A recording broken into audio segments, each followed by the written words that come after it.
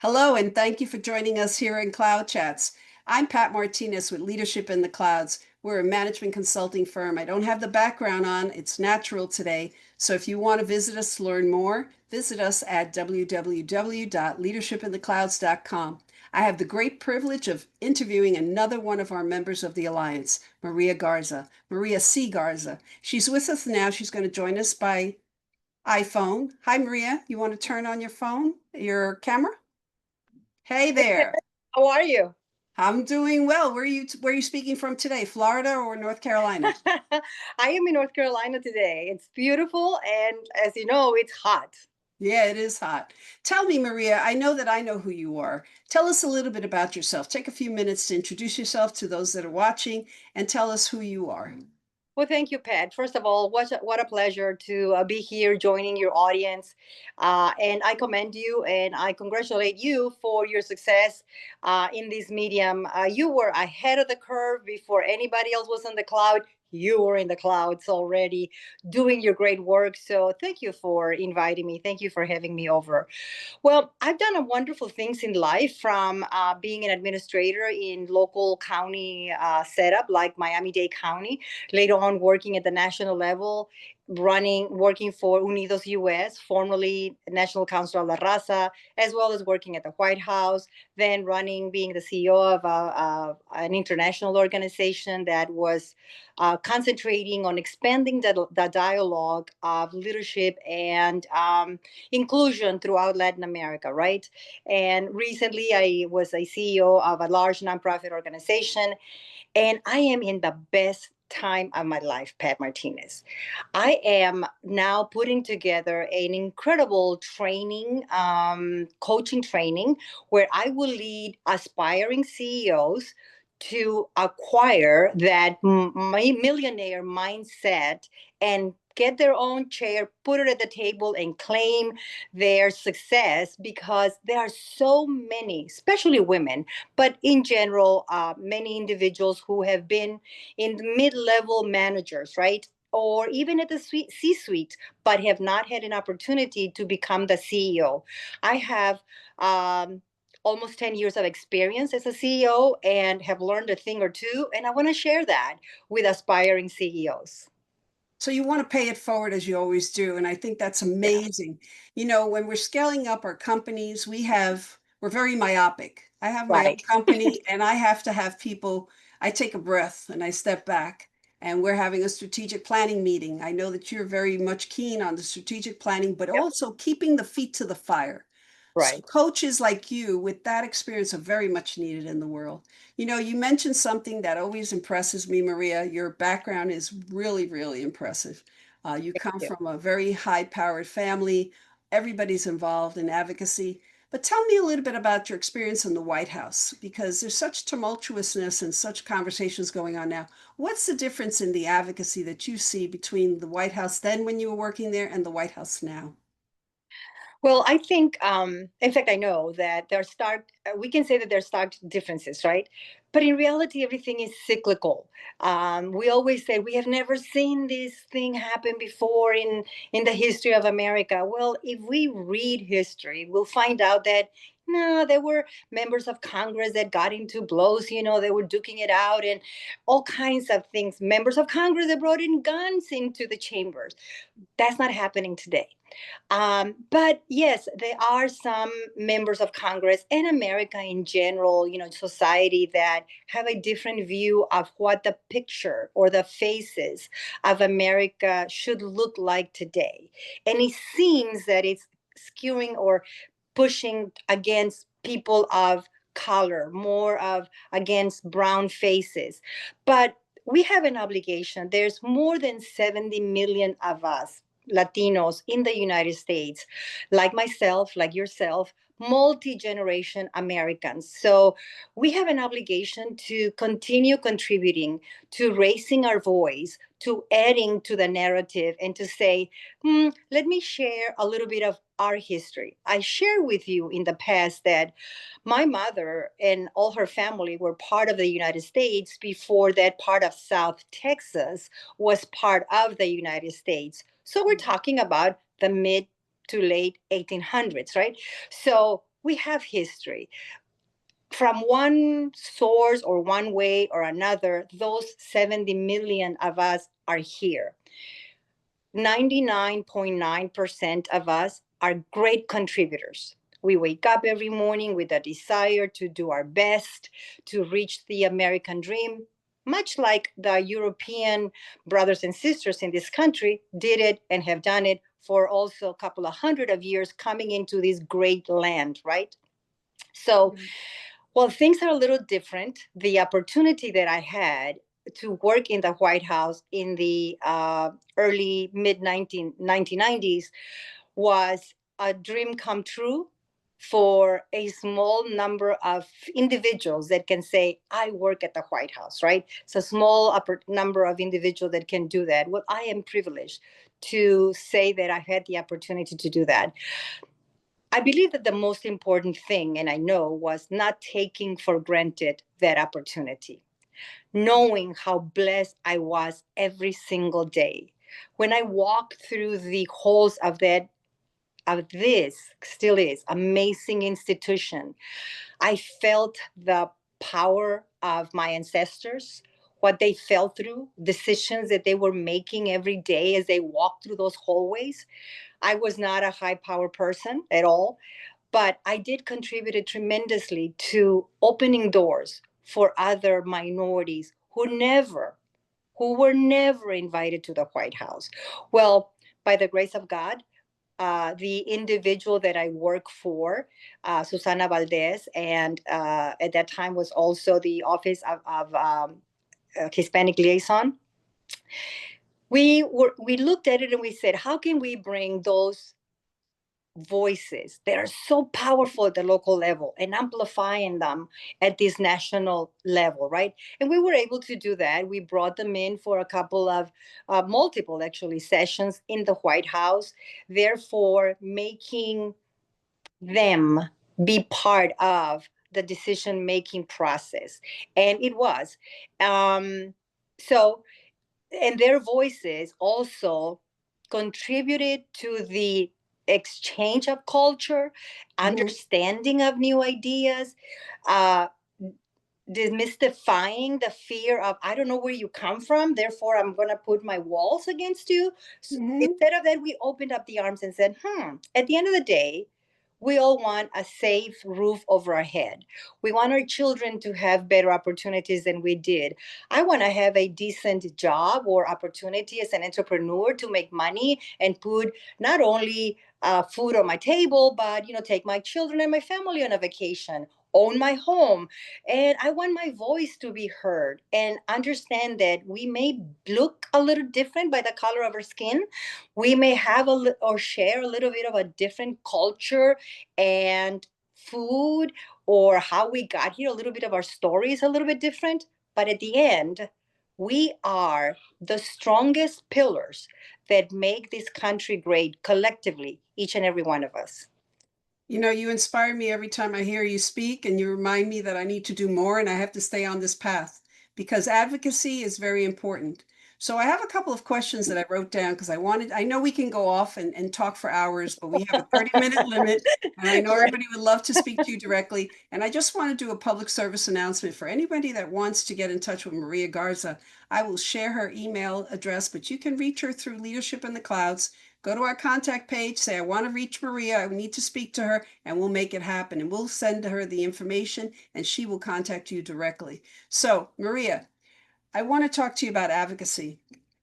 You know, a question that I had for you was what was the hardest moment in advocacy you faced and what helped you get going? I mean, what helped you get over that challenge, that barrier that you felt in advocacy? Yeah. Well, in advocacy, there's a challenge. There's actually multiple challenges every single day, right? Because it means that you are speaking on behalf of something that you believe very strongly about.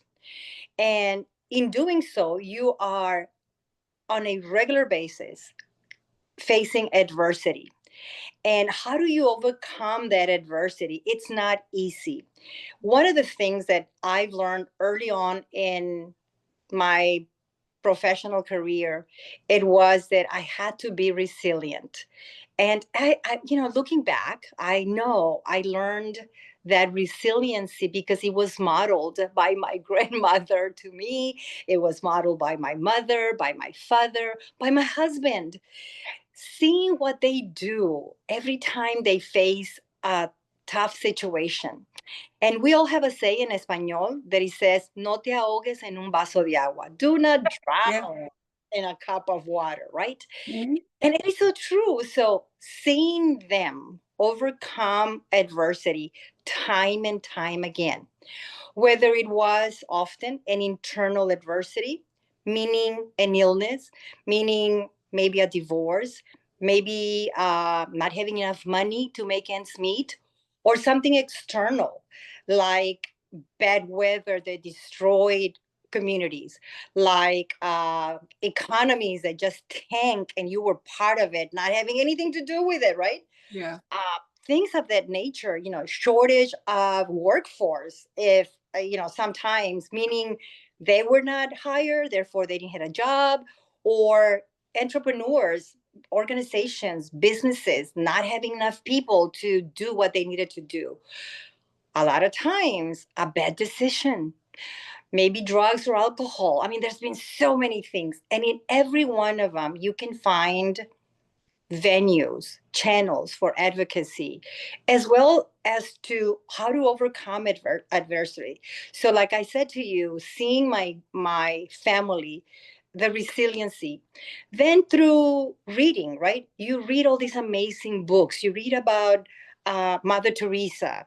You read about Rigoberta Manchu. People that, man, they really were against all odds.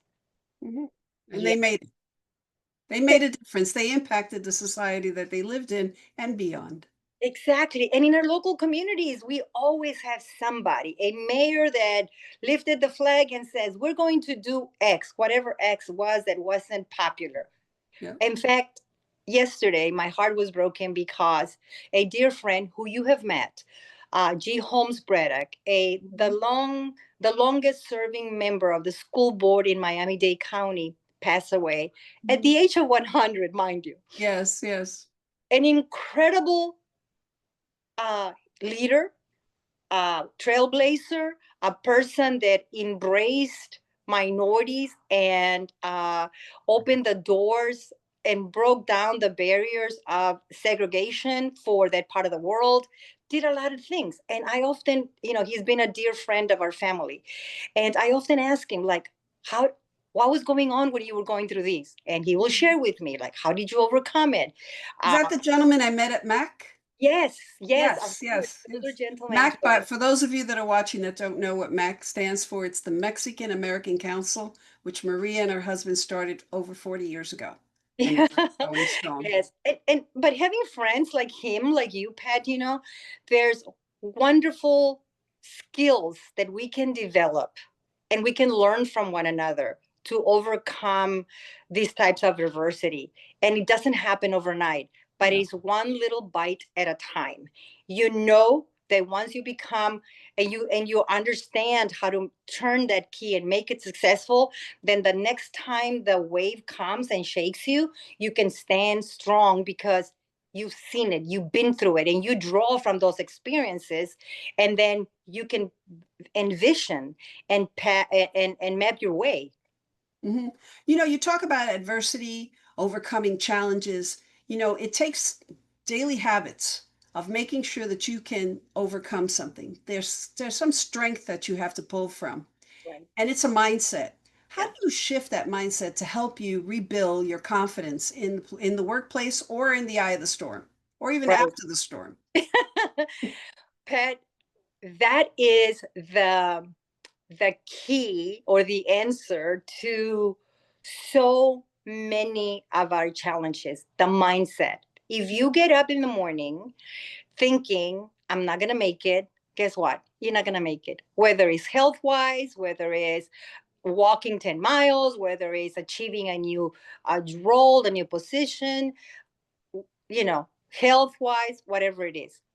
But that mindset, if you look around you, if you that are listening to us today, just look around you, there are hundreds, if not dozens, of great examples of individuals that you said, how did they made it? How was this possible? It's a mindset. And you develop that. Some people are born with it. Let me tell you, some people are just born with a mindset of a conqueror and a winner, like Alexander the Great, and they were just gonna go and gonna make it. Some others, like us and me, I have to work on it every single day. But I am a firm believer. One, my faith. My faith learned it, or inherited from my mother-in-law who lived to be 100. And up until the last day she passed on to be with the Lord, she would sing praises to God. And you would think, here's an elderly woman that is bedridden. How would she be singing praises to God? It's a mindset. It She is. was happy. She was satisfied. How She old was lived she when she passed? 103. Well, that's because she was happy. Happiness has a lot to do with it. Exactly. So that mindset, there's exercises that you can do. There's mantras that you must recite every morning. There's disciplines of physical exercises that you must do. And I don't mean just killing yourself in the gym if that's not your thing. Sometimes that's not your thing and that's perfectly okay. But maybe you just walk around the block and you can only do half a block. And then you say, well, now I'm going to do a whole block. And the next thing you know, you got 3 blocks, right? Something as simple as that. If you're fortunate enough to be healthy and strong and you want to go to the gym, then knock yourself out. That will be great as well. Because your physical health equates or is similar to your mental health. Your wellness is always together. You So, said something very key, and that's that socialization. yeah, You said it or not, it's the moments of isolation that we feel lost and everything. So, in moments of isolation or loss, what reminds you of the vision and what's worth it? What keeps you going and pursuing that vision that you have in your mindset? What you keeps know, you going in the moment? There's a lot of people in our community, in the Latino community, that are undergoing a lot of loss, a lot mhm, of isolation, a lot of mhm, fear. How do mhm. you overcome that? How do you what nuggets of wisdom can you share? Patty, you're so right. Every literature, everything that we read tells us that we are social. Everything that we read tells us that we are social animals. Mhm. Therefore, we must always have a circle of friends. Whether you go to a place of worship, whether you go to the library, whether you spend time, con las comadres. Sometimes we say, I get chismosa. No, you just keep Mm. staying updated on all the new stuff that is happening. It's the news, right? So, And even if they are chismosas and gossiping, well, it's just keeping up to date. I like to say that you just stay informed of the latest news, right? The latest happenings, whatever it may be. So it is important to have a strong social circle of friends, those that will empower you. Ojo, I but be also, I'm careful sorry. because it is important to have the right circle of friends. Sometimes we are surrounded by family members that are very negative. Sometimes we are surrounded by childhood friends that are very negative. You need to make a decision and say, not today. Protect your space. Mhm. Protect your space. Otherwise, you will fall victim of of more sadness or inability to reach your dreams. To be a visionary, you must have an understanding that you can climb the mountain. That house on the top of the hill is yours. Go for it. So give us some nuggets of wisdom. If you're stuck and you're trying to, you talk about the C-suite, you talk about people that are in leadership. The saddest place or the loneliest place I have found is to be a CEO of a company. Yeah. You have to be careful what you say, who you say to, and who is your inner circle. And even within the inner circle, who do you trust enough to get to the place that you need to drive you? So that vision, that conversation that you have with yourself, how do you come about it? How can you talk when we talk to leaders, we always share some nuggets of wisdom. So if you can give me just a couple of things that some CEOs can do that find themselves in a bind that they say, I can't change my people, I can't change my mindset because people look at our leaders Right. and they emulate what they do. So, Hmm. how can we change if we're not adaptable? I find a lot of Oh, my clients are not adaptable, and I tell them, you need to be flexible. And they said, I think I am, but they're not. They're very stuck in their ways. They say, my way or the highway. This works for me for the last 10 years.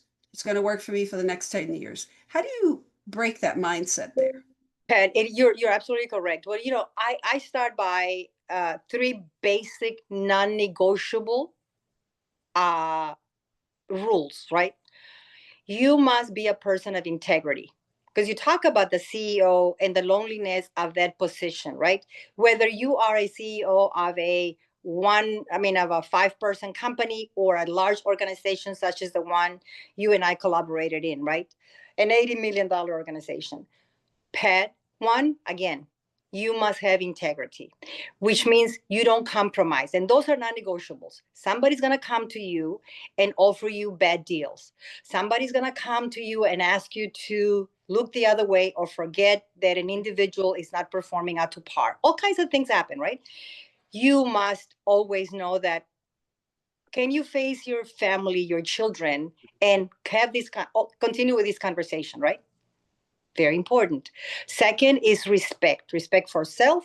If you respect yourself, you are not going to allow things to or things to be said in front of you, or for um, actions to take place in front of you either, right? Or you engage on nefarious actions, not you or anyone else, right?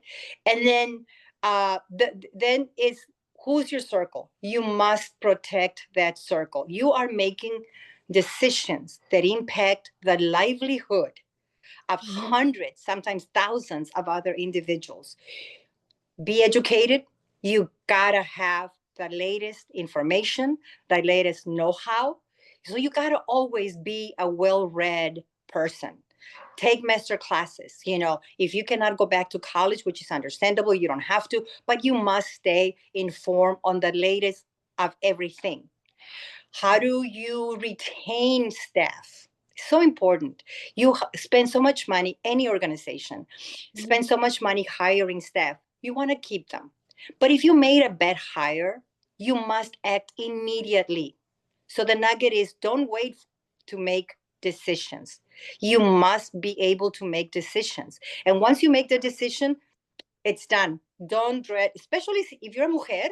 Oh my God, as Right. mujeres, we always keep thinking, did I do the right thing? What would so and so done? It's We irrelevant. second guess ourselves all the time. It's irrelevant. You make Yep. the decision, own it, live with it. Live with it. 99% of the time, you make the right decision because you have all this information. You're not making decisions on a vacuum. You're making decisions as an informed leader. You got all the data. Use data by all means, please, when you're making decisions.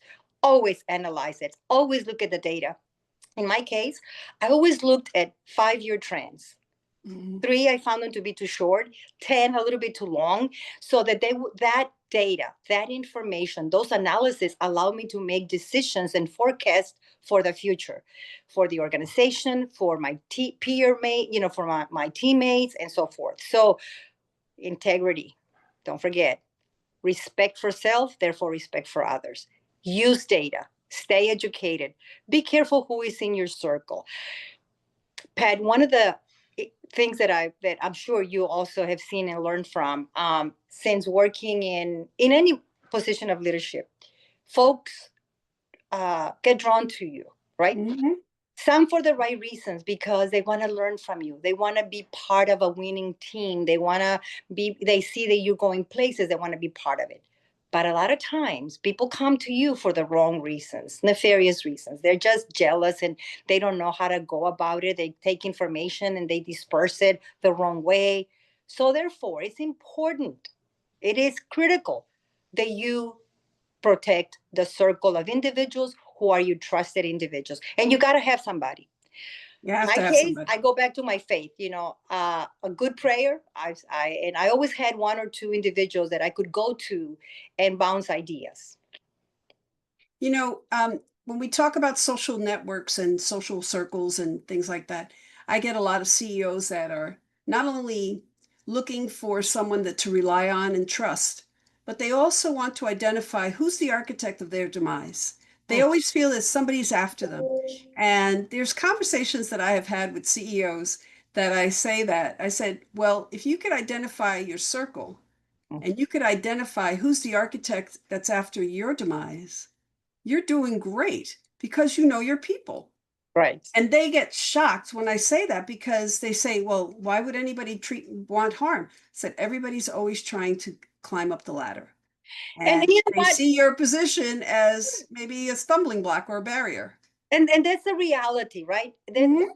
And when you know what you have and what you're dealing with on a daily basis, then you know how to prepare. And that comes with a job. That's Yep. not unique to, it comes, obviously it attacks more in leadership positions, but that comes with a job every single day. Somebody thinks that they can do it better than you, somebody that doesn't want you to get the promotions. And let's face it, at the end of the day, if there's only one post, one CEO, or one opening of leadership or whatever, a promotion, everybody wants it. So it's kind of acceptable in a way, or it is understandable. Maybe It's not, it's part of maybe the acceptable, it's but part of the understandable. plan.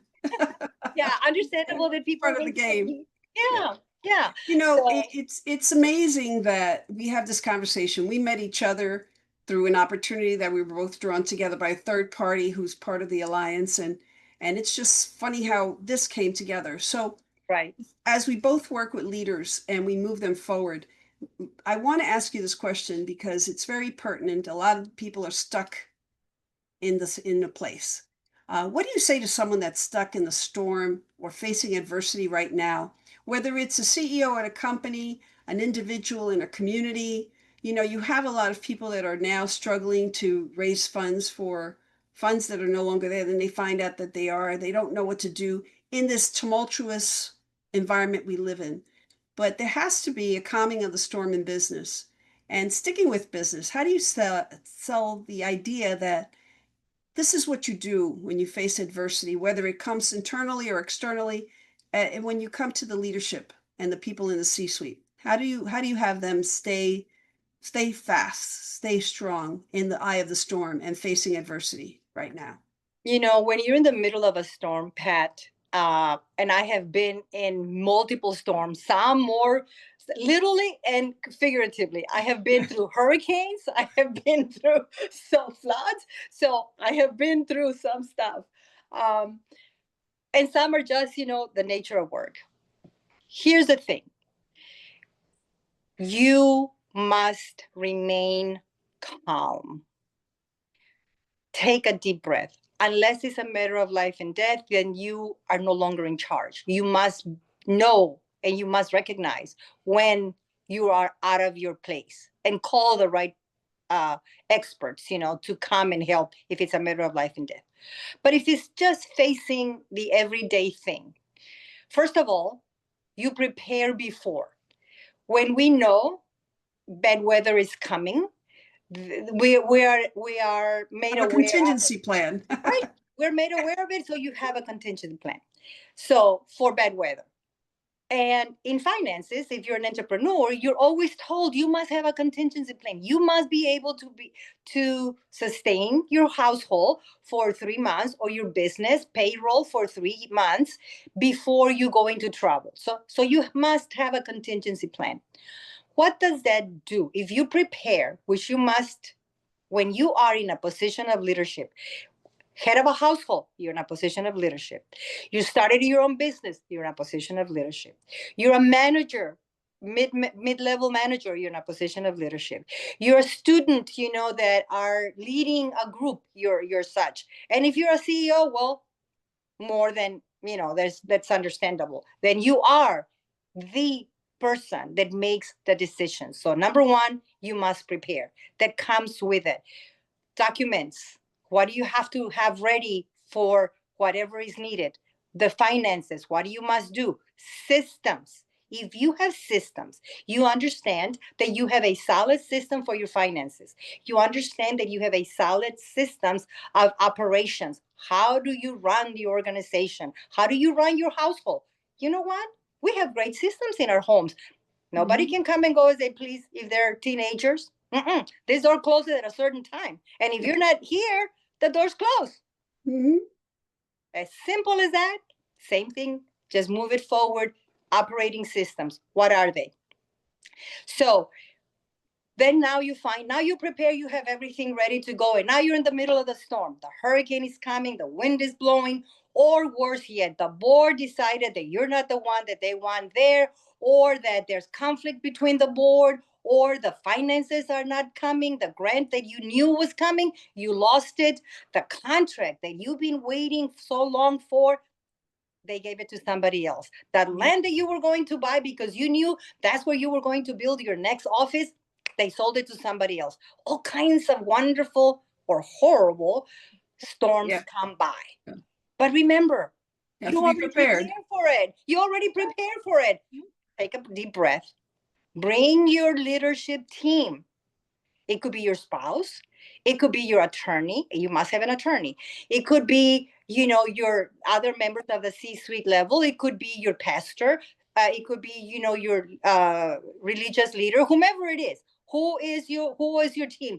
Bring it together, analyze what's going on, and then one day at a time. I can assure you, believe me, these two will pass.